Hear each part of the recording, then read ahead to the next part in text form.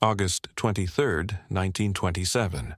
The electric chair hums in Charlestown State Prison as Nicola Sacco and Bartolomeo Vanzetti, two Italian immigrants, face their chilling end, cheered by thousands as anarchist scum, mourned by millions as victims of a panicked nation's witch hunt. After a daring $15,767.36 heist in South Braintree 7 years prior, ignited a legal firestorm that ripped America apart. Here's the jaw-dropping twist that'll keep you glued. They swore they were innocent, yet their execution sparked a global outcry, a mystery so divisive it still rages from bar stools to Reddit today. Stick with me. By the end, you'll be hooked on a century-old enigma, forced to pick a side. Drop your thoughts in the comments. If you could rewrite history, how would you save them? Imagine America in 1920, a pressure cooker post-World War I, gripped by the Red Scare. Attorney General A. Mitchell Palmer unleashed raids, rounding up thousands of immigrants labeled as communists or anarchists. In 1919, 8 bombs rocked cities like D.C. and New York, stoking nationwide panic. Italians, with their thick accents and fiery labor rallies, became prime targets. Into this fear-fueled frenzy stepped Nicola Sacco and Bartolomeo Vanzetti, two ordinary men whose ideals turned them into public enemies. Would you have joined the hysteria or seen through the fear? Let me know below.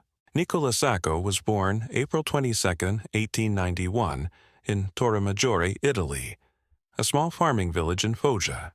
Raised among olive groves, he learned shoemaking early, toughening his hands for tough times. At 17, in 1908, he sailed to Boston on the SS La Provence with just $10. Settling in Milford, Massachusetts, he trimmed edges at the Milford Shoe Company for $1.50 a day.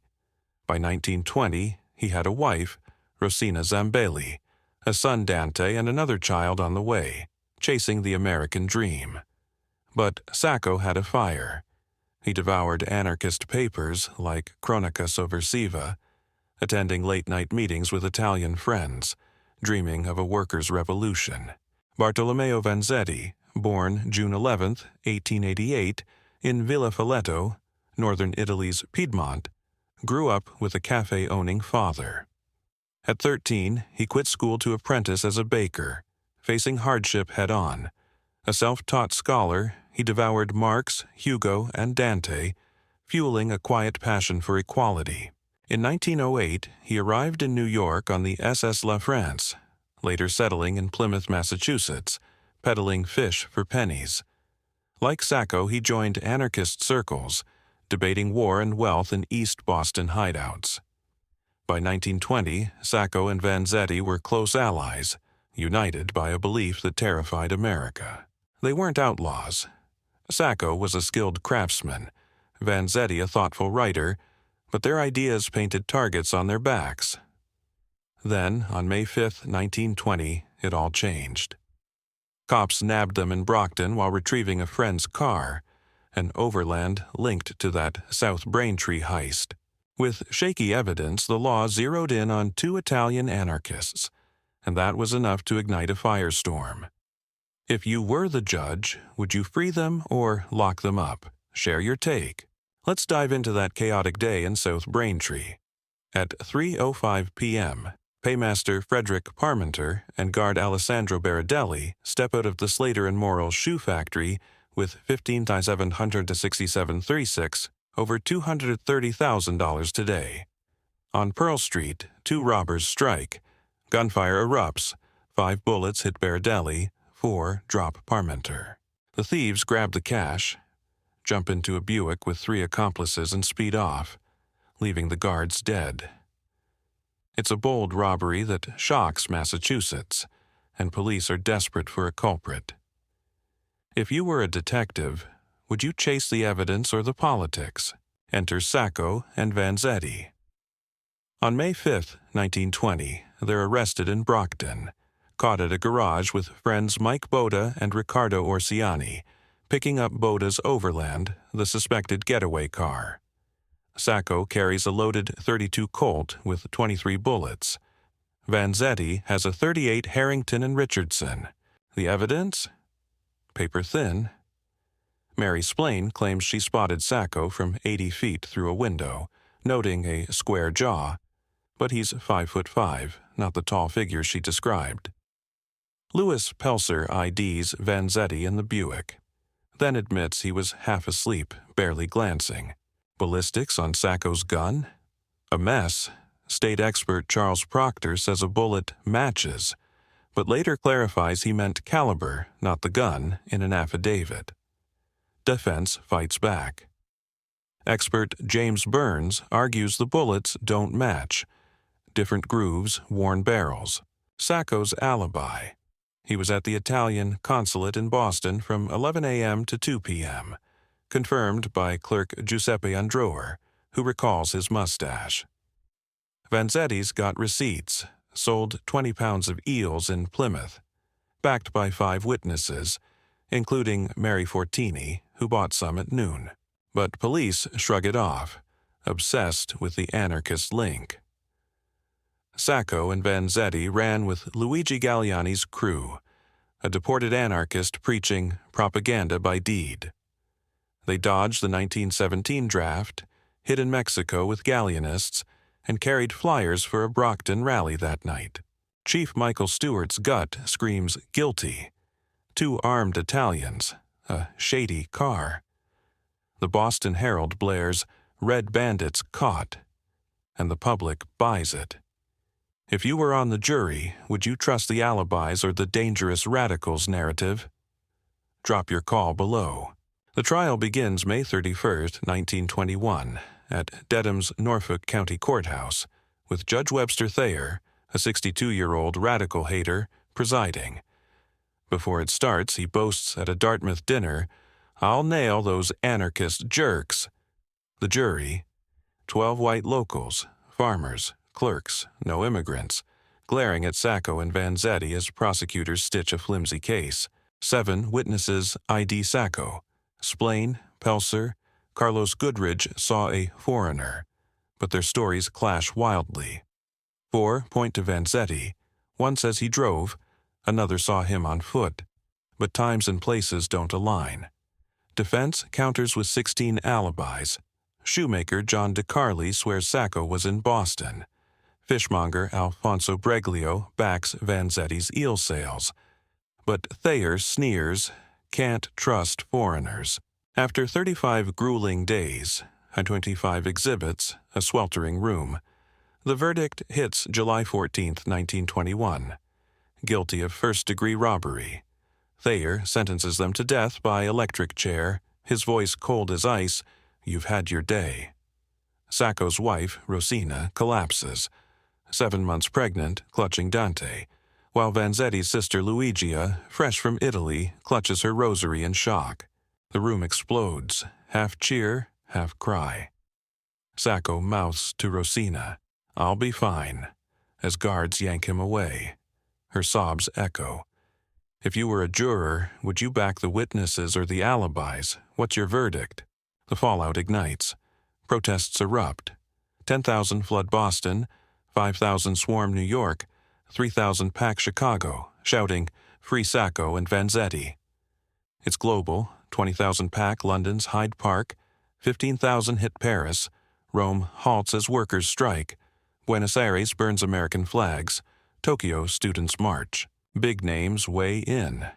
Albert Einstein begs Coolidge. This is a travesty. H.G. Wells calls it disgrace. Dorothy Parker writes, "America's shaming itself." But back home, the Boston Evening Transcript labels them anarchist slime. Factory bosses and patriots cheer, fearing union chaos. A juror later brags to the Boston Globe, "Red or not, they deserved it. Evidence be damned." Lawyer Fred Moore fights on. Appeals pile up, rallying unions, anarchists, and everyday folks who smell injustice. If you could rewind, would you march with the protesters or back the verdict? Tell me your gut. For 6 years, they languish. Sacco at Dedham Jail, Vanzetti at Charlestown, fighting with every letter. Sacco writes Dante, "Be strong, son, I'm innocent." Vanzetti pens essays, calm yet fierce, "Our ideas will outlive us." Thayer brags to friends, "I'm saving America from radicals." April 1927, Thayer quashes their final appeal. In 1925, Celestino Medeiros, a Portuguese convict facing death, confesses to his cellmate, "I robbed South Braintree. Sacco and Vanzetti weren't there. It was the Morelli gang." He writes more, swearing it's true, but Thayer dismisses him. Unreliable thug. In 1926, ballistics expert Calvin Goddard uses a microscope, claiming Sacco's gun fired a fatal shot. Defense expert Albert Hamilton cries foul, tests rigged, but the clock runs out. August 23, 1927, at Charlestown State Prison, it's execution day. At 12:01 a.m., Sacco, 36, steps up, pale but steady, a father desperate for his kid's faith. Strapped in, he shouts in Italian, "Long live anarchy." The 800 volts hit. His body jolts, and he's gone by 12:03. Vanzetti, 39, follows at 12:11, bearded, worn, a thinker with no blood on his hands. He shakes the warden's hand. "I'm innocent. I forgive them. Goodbye, comrades." At 12:19, the switch flips. He shudders out. Outside, 5,000 supporters weep in the rain, clutching roses. Some collapse, others rage. 2,000 across town cheer, "Good riddance." 3 days later, August 26th, 10,000 march their funeral from Boston's North End to Forest Hill Cemetery. 200,000 line the route, a sea of tears and fury. The echo lingers. On Reddit's R-Ask Historians, U Boston Root shares, "My Nana cried all night when they died. Her Italian bloc prayed for them." U Justice Fan 99 adds, "Trial docs scream bias. Makes you wonder who's next." Twitter's A History Nerd 22 posts, "Sacco and Vanzetti. America's fear of outsiders still haunts us. Were they framed for being the other? If you could ask them one question, what would it be?" Sacco and Vanzetti's fate didn't close the book, it ripped America apart. Some saw justice crushing chaos, a warning to radicals. Others saw a rigged system, drenched in prejudice. The truth's murky. Medeiros' confession was ignored. Goddard's ballistics were shaky, experts still argue. But the ripple's clear. In 1939, Massachusetts passed the Sacco-Vanzetti law, letting courts revisit death cases, a direct response. On July 19, 1977, Governor Michael Dukakis declared August 23 a Memorial Day, clearing their names of shame. Their legacy lives. Woody Guthrie's 1947 song, "Two Good Men," sings their fight. Felix Frankfurter's book, The Case of Sacco and Vanzetti, keeps the debate alive. Vanzetti dreamed, "Our words will endure." They carried guns, dodged drafts, but robbers? Unlikely. They fell to a scared America fearing outsiders. Today, it's still raw. Guilty criminals or framed heroes.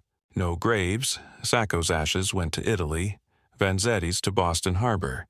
But their story roars. Imagine this with DNA, cameras, social media. Would it end the same? What's your call? If you could rewrite their fate, freedom or the chair, tell me below. Smash that like, subscribe, hit the bell for more gripping history on History Unraveled. Guilty or innocent? Drop your take in the comments. Catch you next time.